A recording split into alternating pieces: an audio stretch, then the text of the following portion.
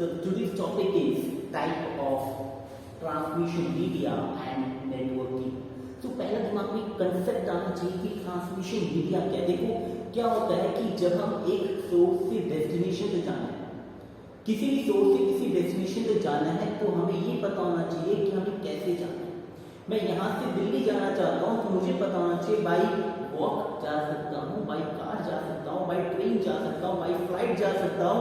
कौन सा मोड मुझे चूज करना चाहिए, कौन सा मोड मेरे फिजिबल है, किस मोड से मैं आसानी से पहुंचूं, किस पे कम खर्चा होगा, ये सभी चीजें ट्रांसमिशन की कंसेप्ट है।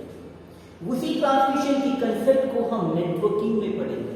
What is on a networking?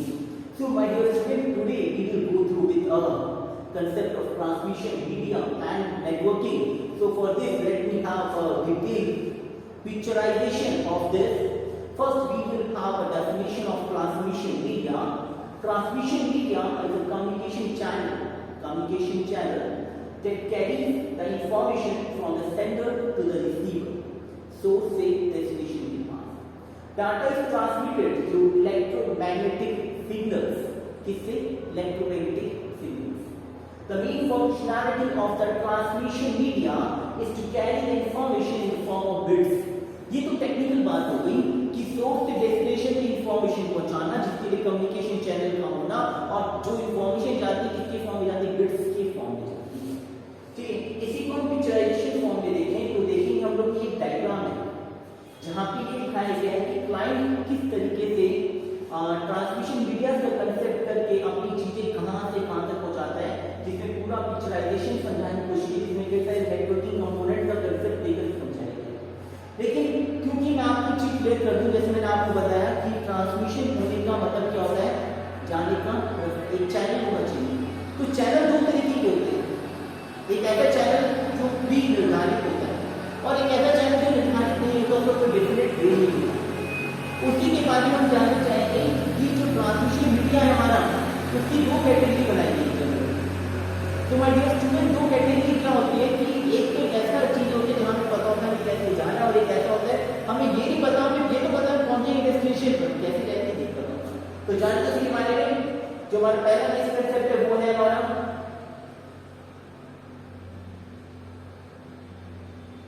कि हमारा ट्रांसमिशन मीडिया की दो कैटेगरी है। एक ऐसा कैटेगरी है जिसको गाइडेड मीडियम कहते हैं। This term refer to physical conductor जिसके अंदर twisted pair, coaxial cable, fibre optics का यूज किया जाता है। Unguided, it uses electromagnetic waves that do not require a physical conductor. Electromagnetic waves never required a physical conductor, let you have in this knowledge in mind.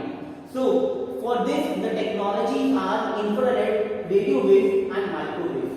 Now the one thing you must come in your mind that what is the basic difference between guided and unguided media. So the main basic difference between guided and unguided media is that the guided media, the signal travels through physical medium. Guided में signal एक physical medium से होके जाता है, whereas unguided the signal travels through the air, हवा में जाता है। एक ऐसा है जो कि रोड से, मैं यहाँ से Delhi, for example Jaipur to Delhi I am going, and from Jaipur to Delhi I am using NH8 highway, and for it is a defined route, road जहाँ बना हो वहीं से गाड़ी चलेगी। लेकिन if I am going from Jaipur to Delhi by flight, then it is unguided media. कुछ image clear हो गया होगा आपको व्हाट आई मीन टू से। तो इसी चीज को और डिटेल में देखते हैं डियर स्टूडेंट, क्यों ना इसका डिटेल क्लासिफिकेशन करें, क्योंकि टॉपिक अच्छा है। तो पहला क्लासिफिकेशन देखते हैं हम लोग इसका कि गाइडेड मीडियम, गाइडेड मीडियम पहला डिफरेंस क्या है। गाइडेड कहता है कि signal energy propagate through wire in guided medium. जितना भी सिग्नल्स होता है वो प्रोपेगेट होता है इसके थ्रू, वायर के through in guided medium. whereas in this unguided the signal energy propagate through air in unguided medium. One picture is clear, एक में वायर के थ्रू होता है, एक में वायरलेस होता है। फाइन, गाइडेड वायर का यूज करता है, गाइडेड वायरलेस कंसेप्ट पे काम करता है। दूसरी पॉइंट कहता है कि guided media is used for point two point communication. For point two point means जहां पे आपका सोर्स और डेस्टिनेशन आपको एग्जैक्ट पता है, आपको प्रॉपर रूट पता है, प्रॉपर पाथ पता है, वहां गाइडेड मीडिया होता है। Unguided media generally suited for radio broadcasting in all direction. When you are not working on a point-to-point communication, it means that when as a teacher, I am teaching on a single student, my main objective is on single student, then I am working on a guided media, I am giving the direction to only one student.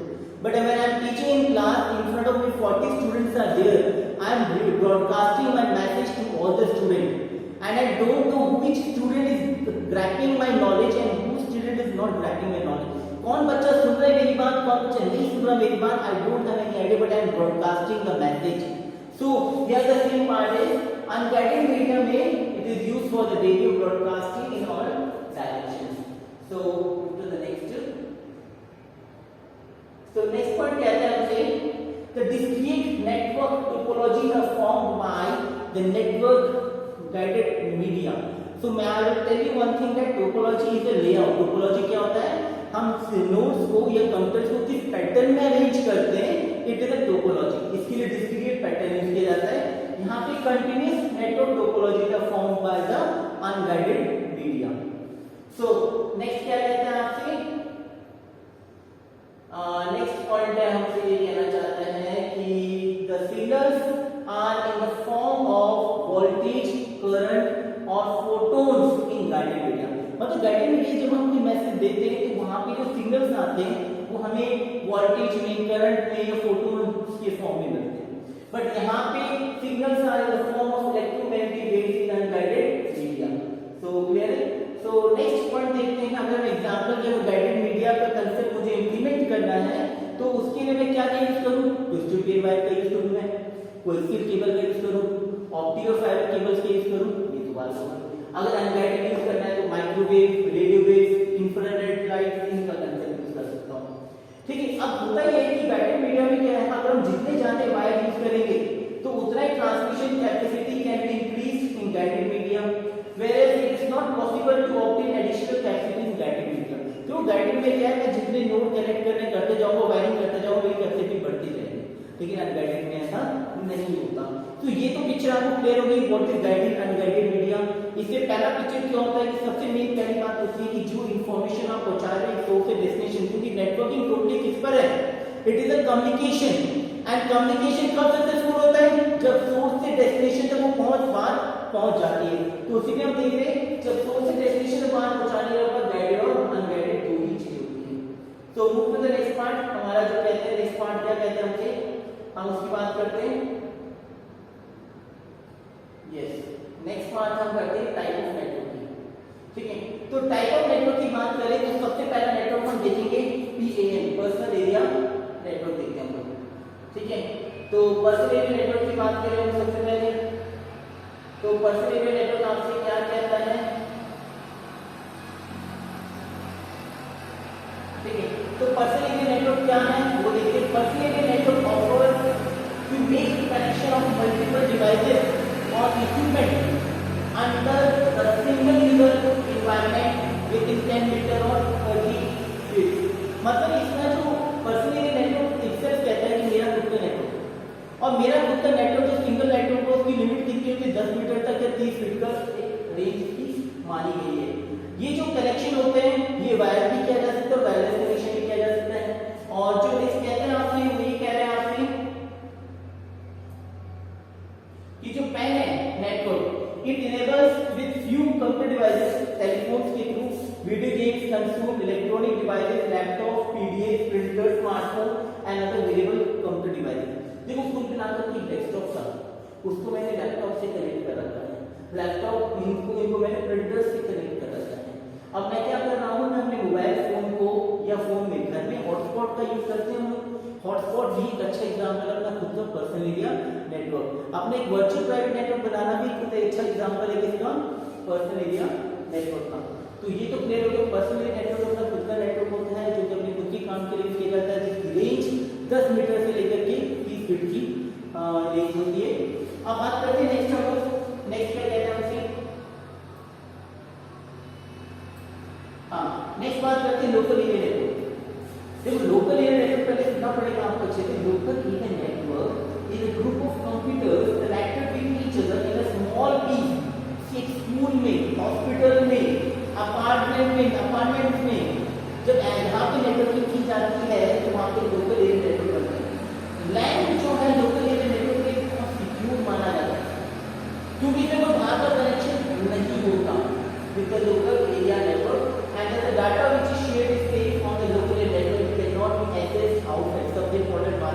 कि जो लैन की networking करते हैं कि बहुत secure safe माना गया है, क्योंकि इसके अंदर जो भी नेटवर्किंग कर रहे हैं उन्हें जानते हैं, कोई आउटसाइड बंदा इस नेटवर्किंग में इंक्लूड नहीं होता, तो इसमें सेफ और सिक्योर है, हमारे डाटा को कोई अनऑथराइज्ड नहीं कर सकता। तो इस नेक्स्ट बात करें, जो लैन है क्योंकि अब ये छोटे साइज के कारण काफी फास्ट भी माना गया है, और जो स्पीड है इसकी 1 से लेकर के 100 Mbps की स्पीड इसकी मानी गई है। जो एक सिंपल एग्जांपल में हम देख सकते हैं यहाँ पे कि हमें इंटरनेट पे करके देख सकते हैं एग्जांपल के फॉर्म में आप यहाँ पे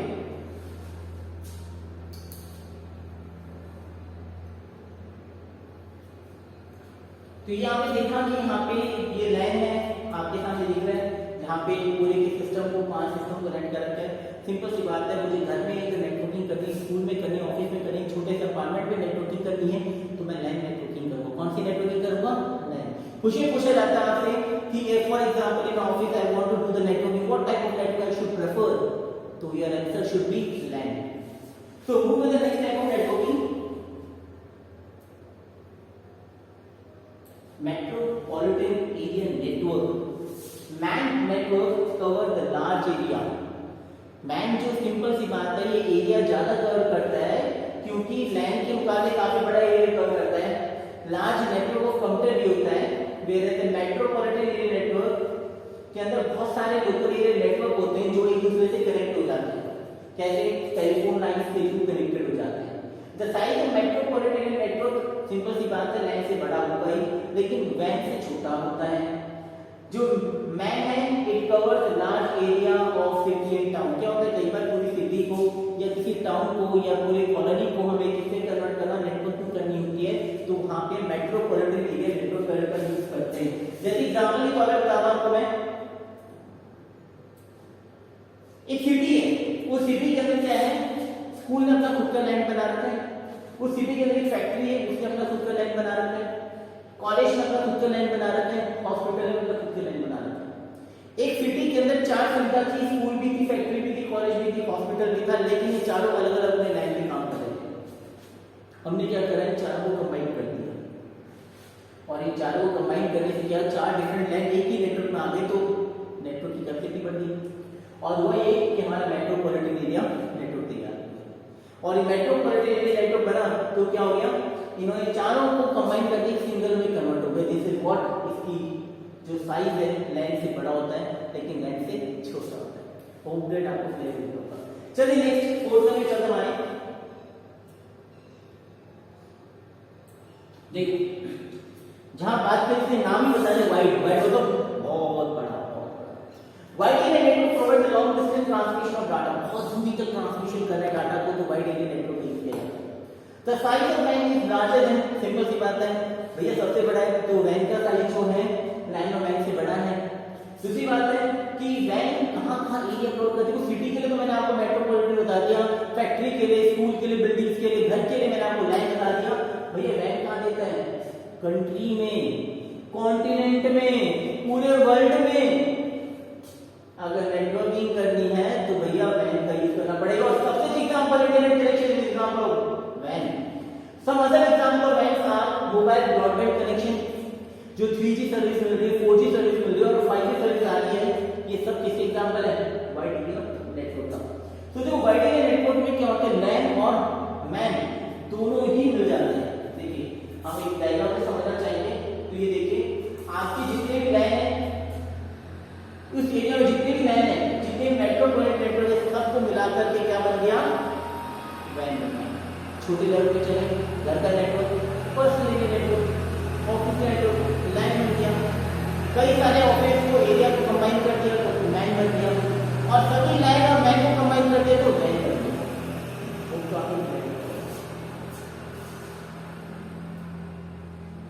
अगर सारी चीज क्लियर हो गई तो क्यों ना हम कंपैरिजन पे चलें। ठीक है, कंपैरिजन की पहले पॉइंट देखते हैं। पहला पॉइंट एक्सपेंड करते हैं, सभी को फुल फॉर्म पता है, LAN क्या है, लोकल एरिया नेटवर्क, MAN क्या है, metropolitan area network, wide area network. अगर मैं मीनिंग की बात करूं दोबारा से आपको क्लियर कर देता हूं कि ये अपने ज्योग्राफिकल एरिया के अकॉर्डिंग काम करते हैं, क्योंकि जितना ज्योग्राफिकल एरिया बढ़ता जाता है कि जिस एरिया ज्योग्राफिकल एरिया के अकॉर्डिंग का क्लासिफिकेशन किया गया LAN MAN का। सो ऐसा network that connect a group of computer in a small geographical area, वो LAN It covers a relatively large region such as city and towns. Man में आते हैं. It spans a large locality and connect the country together. वैन में आते हैं. Ownership of network की बात करूं मैं तो प्राइवेट होता है पूरा का पूरा लैंड. मैन की बात करूं तो प्राइवेट भी हो सकता है, पब्लिक कई जगह क्या होता है पेट्रोलियम नेटवर्क पब्लिक भी होता है. ठीक है, जैसे पेट्रोल स्टेशन में. ठीक है, कई जगह कई आजकल सिटी ऐसी है, बैंगलोर जैसी, चंडीगढ़ जैसी आईटी सिटी है, तो सबको पूरा मेट्रोपॉलिटन नेटवर्क पूरी नेटवर्क प्रोवाइड करते हैं. वैन में क्या होता है प्राइवेट पब्लिक दोनों होता है. अगर मैं डिजाइन और मेंटेनेंस की बात करूं तो लैंड को डिजाइन करना मेंटेन करना बहुत आसान है, लेकिन मुझे मैन और वैन के लिए दिमाग खर्च करना पड़ेगा क्योंकि बहुत कॉम्प्लेक्स है. बात करूं मैं प्रोपेगेशन डिले की तो सिंपल सी बात है, जितनी रेंज बढ़ती जाएगी उतना ही ज्यादा डिले बढ़ता जाएगा. तो प्रोपेगेशन डिले क्या है, सबसे कम लाइन में रखते हैं, फिर मैन में थोड़ा रोकते हैं और लाइन में और वैन में बहुत ज्यादा डिले होता है.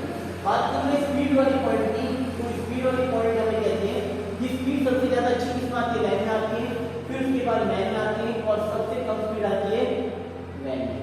बात करूं मैं फॉल्ट टॉलरेंस की. फॉल्ट क्या होता है, जो एरर आ जाता है नेटवर्क में. तो फॉल्ट टॉलरेंस मतलब सिस्टम का क्रैश होने से बचना. तो फॉल्ट टॉलरेंस की बात करूं तो ज्यादा टॉलरेंट होते हैं, सेंड करने की शक्ति होती है लाइन में. वैन में थोड़ी सी होती है मैन में, और जो वैन होता है उसमें बहुत कम होती है. कंजेशन की बात करूं, कंजेशन क्या होता है, देखा ना हमने कई बार हम लोग जाते हैं बहुत फर्स्ट डे फर्स्ट शो देखने जाते हैं, फिल्म पीवीआर में जाते हैं, जो कि आजकल पॉसिबल नहीं है, हो नहीं रहा.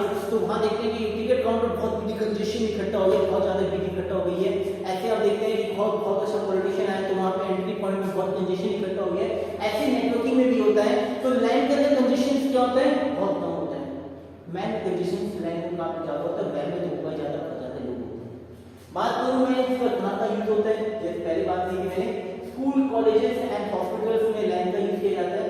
स्मॉल सिटी एंड टाउन्स में यूज किया जाता है मैन का, और वैन का कंट्री कॉन्टिनेंट्स में यूज किया जाता है. अगर दूसरी बात करूं मैं, अगर इसकी प्रॉपर अलाउ की बात करूं यूज की, तो जो लाइन होता है a single pair of device to communicate से लेकर के बड़े डिवाइस कम्युनिकेट करता है. Multiple computer can simultaneously interact in MAN. A huge group of computers communicate at the same time in WAN. So by this video, I want to make your picture clear about the transmission media, guided, unguided, the type of network that is PAN, LAN, MAN, WAN. Go through with all these things, and if there is any problem, leave a comment. So thank you.